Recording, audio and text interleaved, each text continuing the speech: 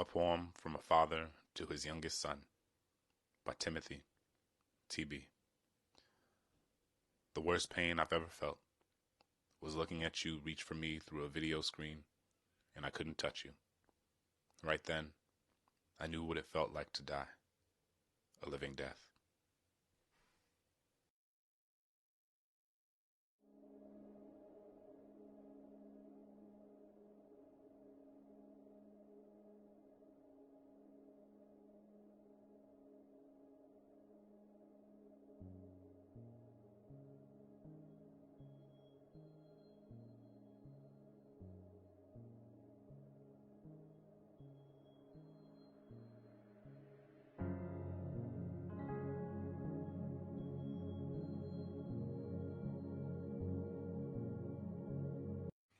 On the Beach at Night by Walt Whitman.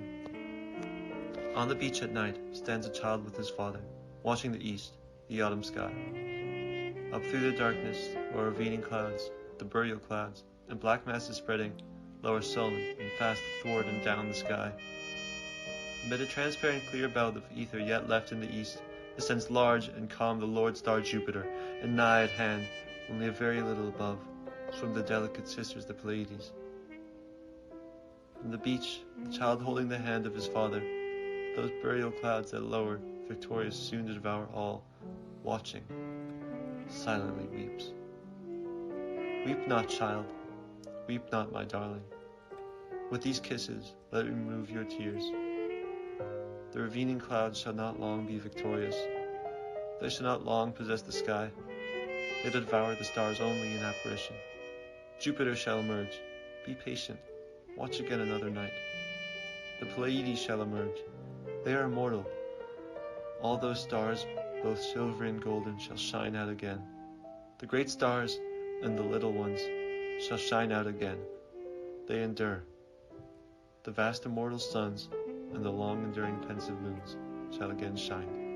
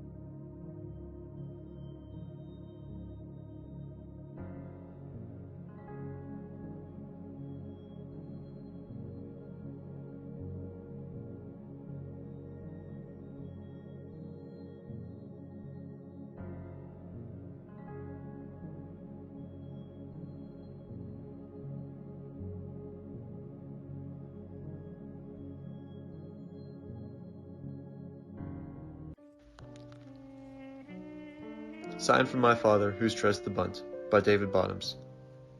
On the rough diamond, a hand-cut field below the dog lot and barn, we rehearsed this trick technique of bunting. I watched from the infield, the mound, the backstop as your left hand climbed the bat, your legs and shoulders squared toward the pitcher. You could drop it like a seed down either baseline. I admired your style, but not enough to take my eyes off the bank that served as our center field fence. Years passed. 3 leagues of organized ball, no few lives. I get homer into the left field of Carmichael Motors, and still, you stress the same technique, the crouch and spring, the lead arm absorbing just enough impact. That whole tiresome pitch about basics never changing, and I never learned what you were laying down. Like a hand brushed across the bill of the cap. Let this be the sign. I'm getting a grip on the sacrifice.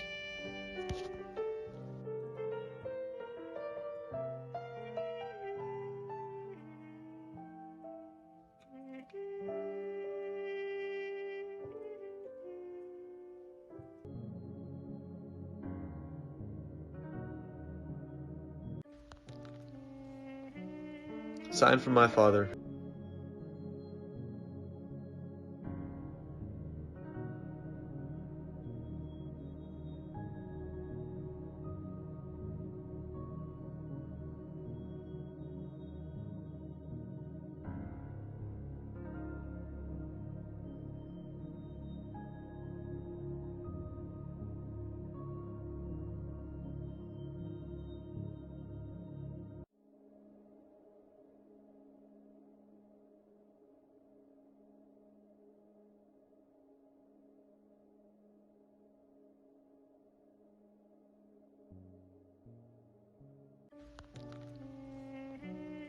Sign from my father, who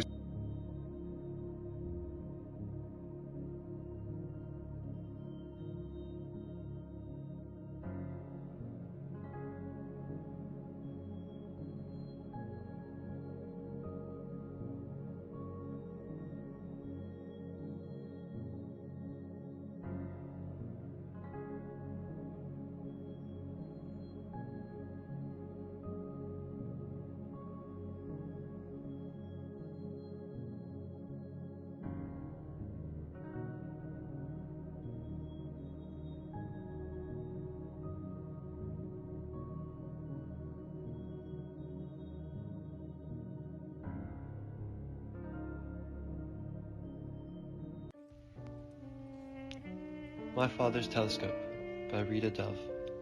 The oldest joke in the world. Chair on 3 legs.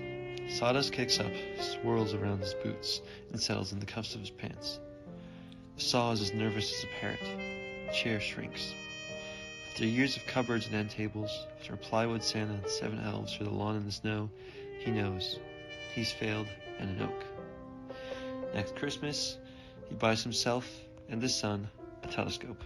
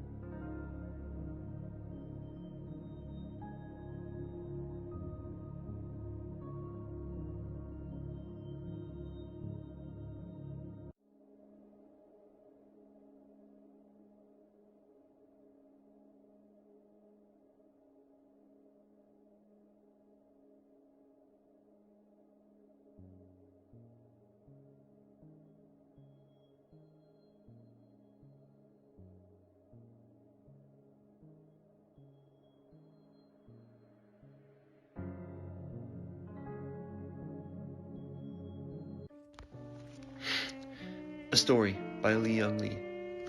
Sad is the man who asks for a story and can't come up with one. His 5-year-old son waits in his lap. Not the same story, Baba, a new one. The man rubs his chin, scratches his ear. In a room full of books, in a world of stories, he can recall not one, and soon he thinks the boy will give up on his father. Already, the man lives far ahead.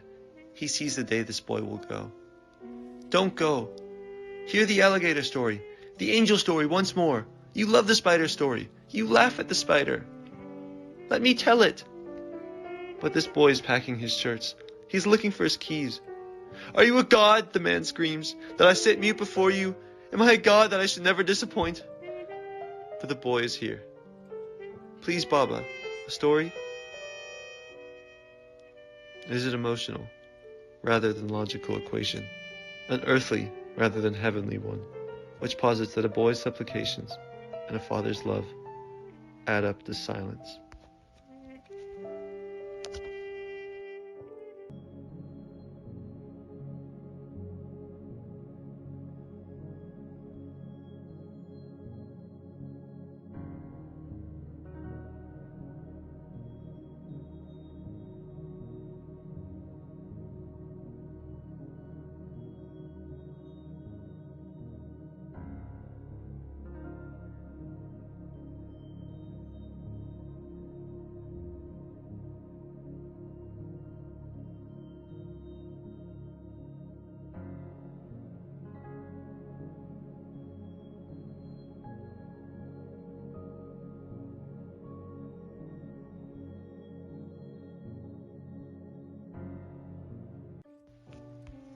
In Dreams by Kim Adonijio. After 18 years, there's no real grief left for the man who is my father. I hardly think of him anymore. And those dreams I used to have, she'd be standing in a room of people I didn't know. Maybe his new friends, if the dead have friendships. Those dreams no longer trouble my sleep. He's not in the crooked houses I wander through, or the field by the highway where I'm running, chasing down some important piece of paper, desperate to reach it, as it's lifted in the wake of trucks or flattened and marked by passing cars, as it's lifted again to swirl over a broken wood fence.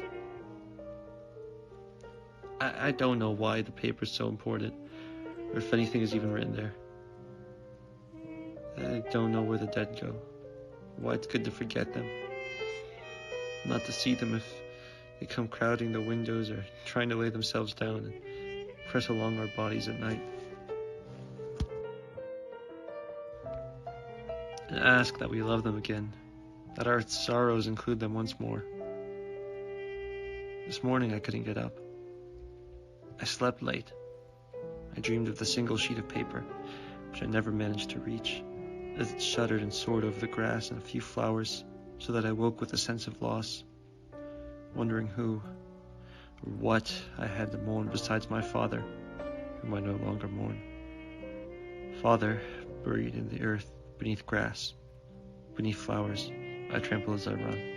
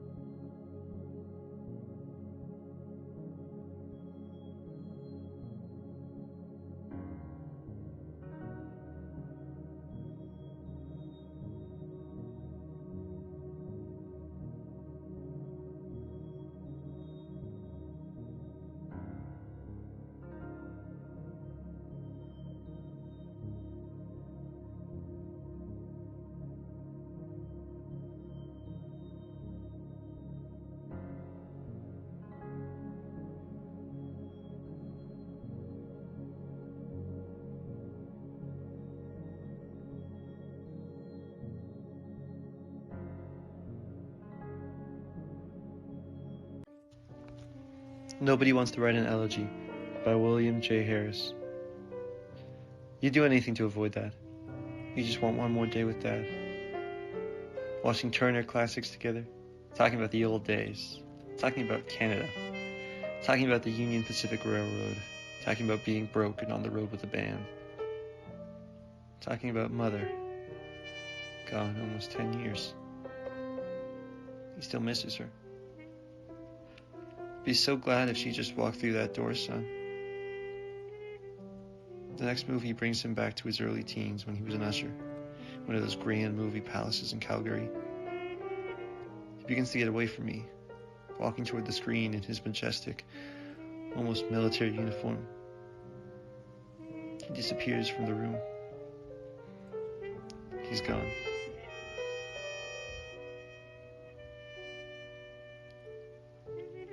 Nobody wants to write an elegy. You do anything to avoid that. Everybody wants just one more day.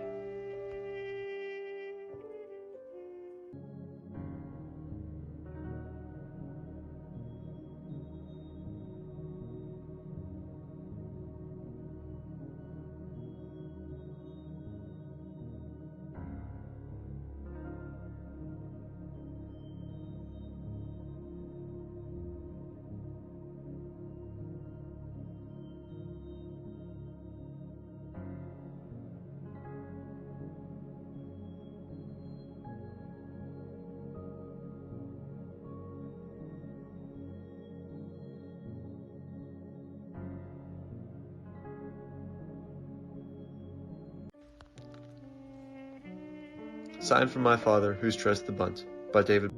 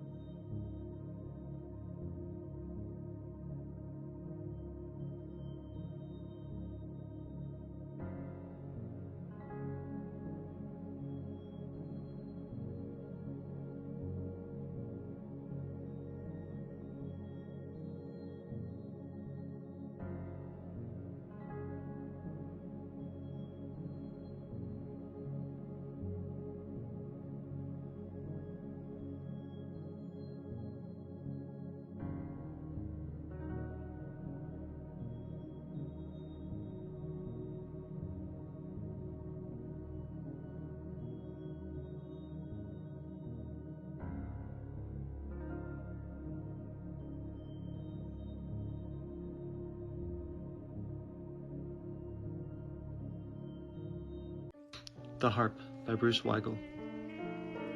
When he was my age, and I was already a boy, my father made a machine in the garage. A wired piece of steel with many small and beautiful welds ground so smooth they resembled rows of pearls. He went broke with whatever it was. He held it so carefully in his arms. He carried it foundry to foundry. I think it was his harp. I think it was what he longed to make with his hands for the world. He moved it finally from the locked closet to the bedroom, to the garage again, where he hung it on the wall until I climbed and pulled it down and rubbed it clean and tried to make it work.